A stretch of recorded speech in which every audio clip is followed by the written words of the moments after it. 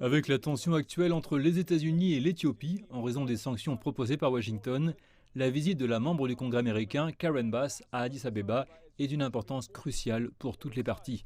Pendant son séjour à Addis Abeba, Karen Bass a rencontré le vice-premier ministre Demeke Mekonnen, parmi d'autres ministres, et a discuté principalement de la situation de conflit dans le nord de l'Éthiopie. Le vice-ministre a expliqué en profondeur aux membres du Congrès le contexte de la mission d'application de la loi dans le Nord.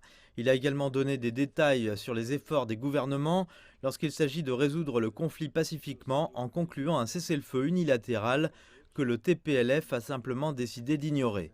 Karen Bass sait aussi maintenant comment ce groupe rebelle a abandonné le processus de réforme bien avant le début de la guerre. Les États-Unis ont proposé d'imposer des sanctions contre les individus du gouvernement éthiopien et ceux du TPLF, accusés d'avoir prétendument alimenté la guerre. Washington a déjà mis en place des restrictions de visa pour les officiels éthiopiens il y a quelques mois.